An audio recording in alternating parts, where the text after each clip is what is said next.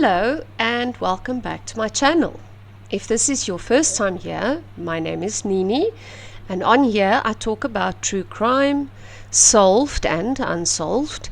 We look at disappearances and then just generally creepy stuff. The case we're going to look at today is so scary and creepy that children are still scared with this criminal, even 70 years after the crimes he committed. This is the story of the Panga Man Van Pretoria, or if you translate it, the Machete Man of Pretoria.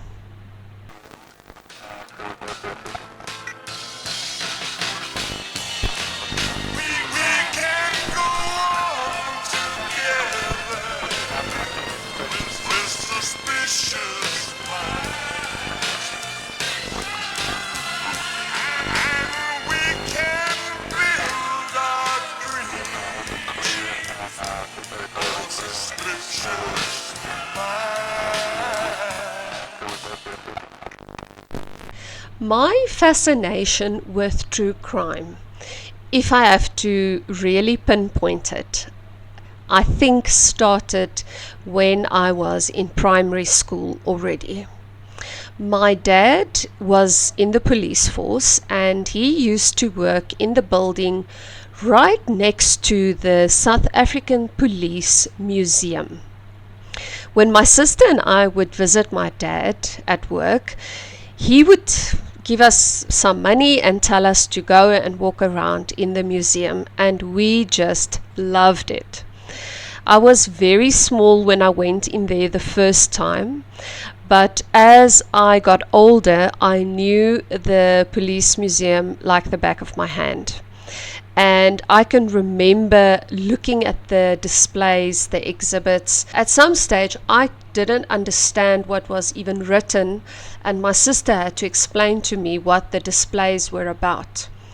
And I just remember that on a certain floor, on the right hand, if you would come into this specific hall where there are exhibitions, on the right hand side there would be this massive figure that would scare the living daylights out of me, and I would always just run past this big exhibition. I would ask my sister, what's that? Who's that? What did he do? And my sister would just say, that's the Panga Man. And we grew up with, you can't be out too late because the Panga Man is going to get you. You would think it's an urban legend. Yet there was an original crime committed, well, more than one, by this man who became known as, I'm just going to refer to him as the Machete Man from now on, but he committed horrendous crimes from 1953 to 1959 in Pretoria in South Africa. The case of the Panga Man was requested by Tanya Visagie. So Tanya, this is for you. I know that you waited very long for this video, but I hope you enjoy it. It is the 50s and a new genre of music is taking over, and it was called rock and roll. The movies were flooded by comedies and family movies after the post-war era. Fashion changed, there were pencil skirts, poodle skirts, and a lot of new designers came onto the scene. It was a whole new, fresh vibe in terms of movies, music, clothes, cars. Everything was just vibrant, happening, and happy, because of the post-war environment that everybody was living in. Also in the 50s, the very first successful human organ transplant took place in Boston, Massachusetts. And that was a kidney that was transplanted successfully, and it actually lasted for 8 years. So that is a very big development that happened in the 50s. In South Africa, where these cases took place, we had a very different South Africa at that stage than where we are now. We had a South Africa that was enforcing apartheid's regulations and acts. They were legalizing apartheid, and there was the resistance towards it. So it's a lot different than where we are today. There was segregation between several cultures, so the white people would live separate from the black people and so on. That is what made this case so much more terrifying, because it was only a certain part of the community or the country that was targeted by this killer.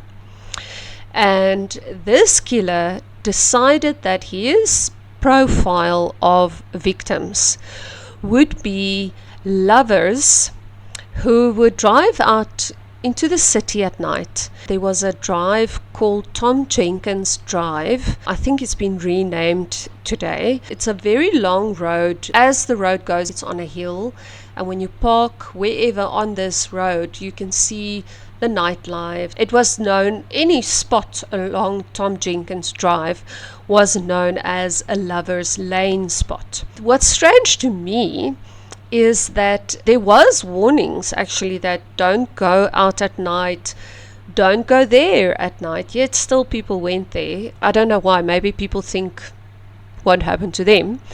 However, what will happen is that a couple will go out to any of these lovers lane spots. There were a lot, and normally it would be as they are kissing and in a difficult spot, let's say undress. So the attacker knew that it's difficult to just jump out of the car when you're naked, for example. So they would hear the scratches of something on the car. So like a on the car, the man jumped out of the car to see what was going on. Now this was the modus operandi. This was what happened with each of these cases, and I'll get to the numbers later on. So when the man jumps out of the car, whether he's dressed, not dressed, half dressed, he gets attacked by this big, huge guy with a machete. The first thing when they would describe the attacker would be his size, and the second thing was his very round face. The third thing, what the women usually described, was his bulging eyes. What happened mostly is that he would attack the men, he would cut their hands off, he would slice them on the back, he would hurt the men properly, get into the car and sexually assault the woman. He'll then get out of the car, disappear into the darkness. So it was brutal. It wasn't get to know each other, I'm going to steal your stuff, because that's also what he did. He would steal watches and rings and money. It was really brutal. And police at different police stations realized that they're getting the same kind of reports. So they realized at the Brooklyn police station there were a lot of reports, and then there were some reports in the Pretoria West area. Brooklyn is in Pretoria East area, and then the Pretoria West there was some, and eventually they started connecting these because the modus operandi was the same and the person that was described was the same. There's a lot of conflicting information about whether this Machete Man actually killed people. I'm going with he did kill people, and I'll tell you why at the end. There's two sources that said he did kill people, but then there are books written about him that said he was called a serial killer, but he never actually killed people. But I will get to why I go with he killed people. A task force was put together to find this man. Now already he was given the name Panga Man by the newspapers. And the newspapers loved every story of this, because in some instances these lovers were having affairs. They were not supposed to be at the lovers lane, so they would give false names when they would report it, or they would ask please don't use my name, or please, I don't want to lay charges, I just want to tell you about this. So the newspapers loved this. They went all in. One of the newspapers even put up a reward to catch this criminal. And there were people who actually went out at night with binoculars and stuff, and they tried to get this man. But this Machete Man was ever elusive. There were cases where the police were on a stakeout. They knew that it would be a clear night. They would even have a couple waiting for him. And then he would just not show that night. So he was very, very elusive. And while the police was waiting at this Lover's Lane spot, he would attack at another spot. He started to become like a phantom and like an urban legend, because he managed to evade the police. In the meantime, his picture was out there, the identikit. They kept saying it was a big man, round face, bulging eyes, very, very scary. He was really bigger than the general person, and he had no mercy for his victims. The Machete Man became so arrogant. When I read this, I was really flabbergasted. I could not believe. One of the reports by the victims was that they were attacked same way that he would do the screeching on the body of the car. The man got out. He was severely attacked. Some of the men lost their hands, or they could never use their hands again, or their legs, or wherever they were attacked. So this specific man could not use his hands. The muscles were cut off. The woman was sexually assaulted. And these poor people, when the man wanted to now start the vehicle to get away from this horrifying place and person, it was all bloody over the steering wheel. The car did not want to start. This is like a bad horror movie. And what happened? The Machete Man offers to push the car for them. He pushes the car then starts to work. He waves them goodbye and gives them directions to the closest police station. How arrogant can you become? There was a Captain Momberg who was the person in charge of the task force to catch this man. And I think that he just ground his teeth to get this criminal that's doing this to all these people. The police also talked about one day, this place still exists. It's called the Fountains Holiday Resort, and it was a very famous resort also in the 50s. Especially lovers would go, and they did put out a bait for the Machete Man, and he was actually at the resort, and that's very weird. He knew that the police was there. They shot at him, but he got away. He got frightened when he saw Captain Momberg. Now, the fact that the penny didn't drop at that stage is a little bit weird, because how would the criminal know who the police are? But maybe he could have watched the newspapers. This man must have had 9 lives, because it is told that one day in mid-50s, we'll get to when the first murder started. That was in 1953. However, a little bit after 1953, it is told at the police headquarters in Pretoria, the police commissioner, and his name was General Hendrik de Plooy, was leaving the building with his bodyguards. And as they got into the elevator, there was already people in the elevator. So as it filled up, General de Plooy was standing very close to the doors, but he smelled somebody reeking of alcohol. So he turned around, he looked over his shoulder, and he saw this man, and he was thinking, where do I know this man from? And by the time they got to the ground floor and the doors opened, he knew that the man that's standing in the elevator is the Machete Man. The police commissioner went up to the police officers at the front desk. He said to them, the black man that's going to walk out of there is the Machete Man. Arrest him. But what I don't understand is that General de Plooy left the building and the police thought he was joking. So the Machete Man was somehow in the police building. The police commissioner saw him and he just walked out of that building because those two police officers thought that the police commissioner was joking.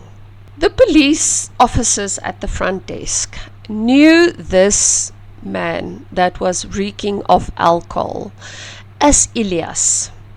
And Elias was the cleaner. He was cleaning the floors. So Elias cannot be the Machete Man. Elias cleans the floors. We walk past him. We don't even recognize him. But yet when Elias walks out of the police headquarters, he is no longer Elias the cleaner. He is now Elias the Machete Man. So let's look at what we know about Elias. As with the confusion whether he killed people or not, there is a massive confusion about what's his real name, the spelling of his surname.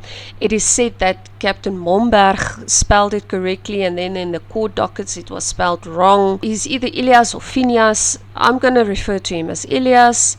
And then he's got different surnames in the dockets, but I'm just going to refer to him as Tshitaudzi.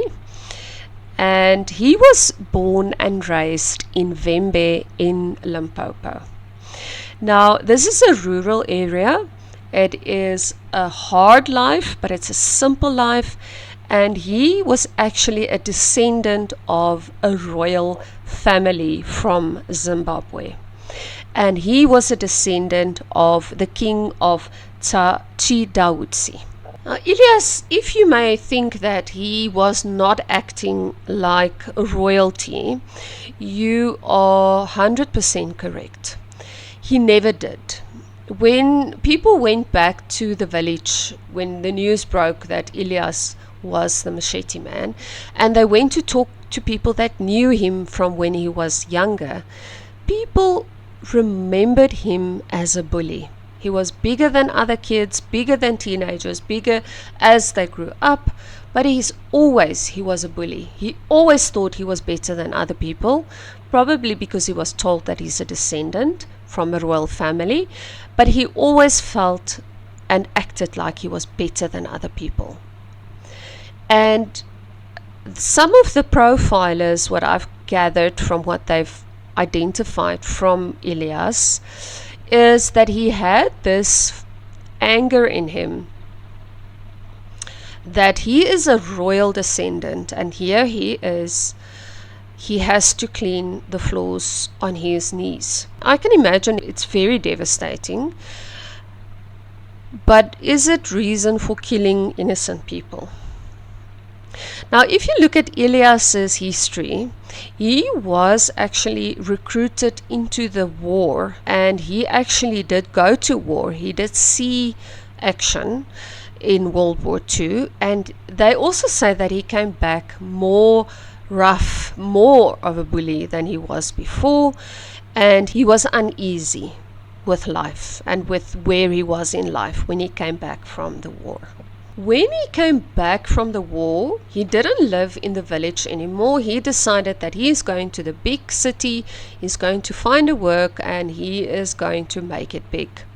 He would come back to his village. That's also what the people would say. Is he had a scooter, he would be on the scooter, he brought back jewelry, amazing gifts for everyone, and he would portray this image of he's doing so well, he is excelling in life, look at all these things I can buy. In the meantime, those are stolen goods that he would push off onto the people in the village. Now, the stolen goods would later on be from the people that he attacked as the Machete Man. But in the beginning, he was part of a gang that robbed places, cars, people, and life did not turn out fantastically for the members of that gang. The gang also had their own modus operandi, where they would attack people with knopkieries, and they would rob businesses, people at homes, people in their cars. So they were very, very ruthless. And in 1952, one of the members were actually shot dead by the police. Then 2 more were arrested at that very same Fountains family or holiday resort. They were given death for their crimes. And in 1957, another one of the members was sent to prison for 12 years for his crimes. And Elias was part of that gang. Elias was known in his village as the very first person who built his home on a concrete slab. Before that, they just built directly onto the ground. And it was because he had so much money that he could actually build onto a concrete slab. And he was the first person who had an actual outbuilding toilet. At that stage also there was no toilet. They had to walk into the veld to go to the toilet. But Elias had accumulated so much wealth that he could now afford to have a toilet outside of his house. And that is what the community remembered about him. When the news reached the village that Elias was this very feared Machete Man, they were shocked.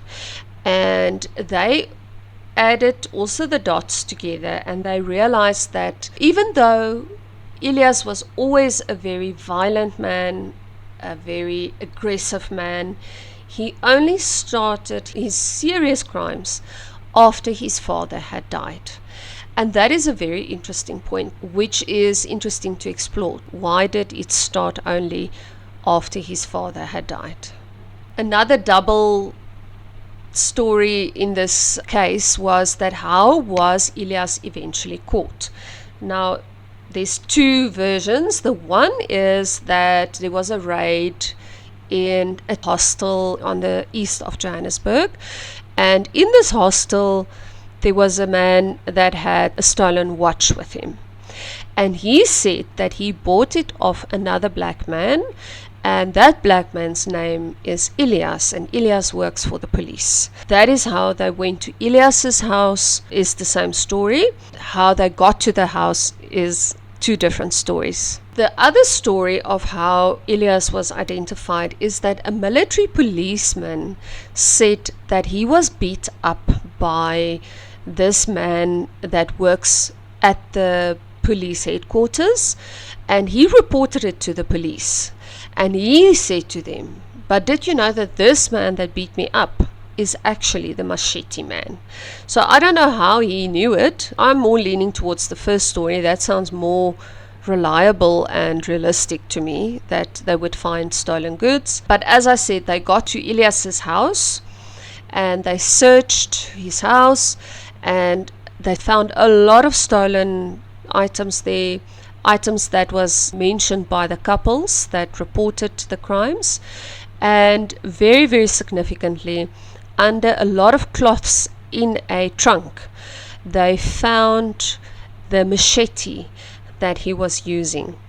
And so gruesome that this machete, later on in the court case, they asked one of the victims to lift up his shirt where he was hacked by this machete, and it was a perfect fit for this exhibit number. However, that was found in Elias's room. To confirm that Elias was the Machete Man, it's not just going on this one guy's word. They took his fingerprints, they matched the fingerprints to the cars, to the stolen goods. They also did a lineup, and hundreds of people selected him out of the lineup. A lot of those people did not want to give evidence at the trial because, as I said, they were either married, they were not supposed to be there, so they had fear of being exposed with whatever they are doing that they were not supposed to be doing. However, they did the lineup, and to say that there was over 100 people that chose him from a lineup was good enough evidence for those of the people that chose not to be in court to be able to uphold the evidence against him. In this interrogation, which I'm sure must have been very strange for the police and yet very satisfying, the one question that they had was that, how did you elude us? How did you manage to know everything ahead of time? And Elias was just very plain and straightforward. He said, well, I was cleaning the floors on my knees. I was listening to everything you were saying. I heard every stakeout you planned. I heard every roadblock you planned. I knew of everything you were going to do, and I knew exactly where not to be. And that was a shocker. To think that the guy that was cleaning the floors, nobody gave any notice to him, and he was the man that they were looking for. Another thing that was also mentioned in court was that if those policemen that thought the commissioner was joking had arrested Elias that day, they actually mentioned how many people's lives would not have been affected, because he recognized him way before he was arrested, and there was a lot of attacks in the meantime. Eventually the case went to court, and again, a lot of ambiguous information, but it is said that, and I'm going to read this to you, he was charged with 16 murders, 6 charges of rape, 11 of robbery, and there were several assault charges, several attempted murder charges. And as I said, other sources said that he never murdered anyone. It could be that he was never found guilty of murdering anyone, but he was definitely charged with murder, and he is known as a serial killer, so who knows what the truth is there. The case commenced, and you can imagine what kind of uproar it was in South Africa. And the journalists, again, they were having the best days of their lives. Justice Edwin Roper was the judge presiding over the case, and in the end he found Elias guilty, and he was sentenced to 6 years for 3 charges of assault with the intent to murder, 4 years each for 2 charges of assault with the intent to rape, 2 years for assault, and 1 year for robbery, and another 1 year for theft. Then he was sentenced to death for 2 of the rapes and 3 charges of assault with the intent to murder. Poor Elias's mother cried in court uncontrollably when she heard that her son, which she never thought was the Machete Man, was sentenced to death. And I have sympathy for any family member of a criminal who is not part of that criminal endeavors, and I feel sorry for the mothers, especially because I'm a mom. It's still her child. She still felt that my son is going to be killed. 5 months later, in November of 1960, it was the turn of Elias to face the angel of death. He was taken to the gallows on the 14th of November 1960, and he was hung by his neck to die. On his way to the gallows, he was ranting, he was screaming, he was aggressive, he was angry. He still had no forgiveness in his heart. He actually said that he wishes death on every person who worked in the jail. So in the end, Elias was hanged, and the ever elusive Machete Man case came to an end. In the Vembe village, where Elias grew up as a royal descendant, his name is still used today, 70 years later, but not as royalty, but as an example of what not to do with your life. Youngsters who want to go into crime are reminded about the fate of Elias, the Machete Man. This case is intensely heinous, it is intensely brutal, and it also reminds us that if you feel something in your gut, trust it. The commissioner knew when he saw the face of Elias that Elias was the Machete Man. So trust your instinct, listen to other people, be aware of what's going on out there, and stay suspicious. Please tell me, did you know about the Panga Man? I actually knew about the crimes, but I didn't know all these other things. I learned a lot of new things about the whole person. So let me know what you knew about him, and if you have any other cases you would like me to cover, please mention it in the comments. I really appreciate your time. I am very thankful for each and every like I get, every subscription, and I just hope to bring you a lot more of these kinds of videos. The next video, I'm looking at a range of videos to cover South Africans committing crimes in other countries. So I've got a few lined up. The next one is especially evil. So I hope you enjoyed this video with me. I'll see you in the next one.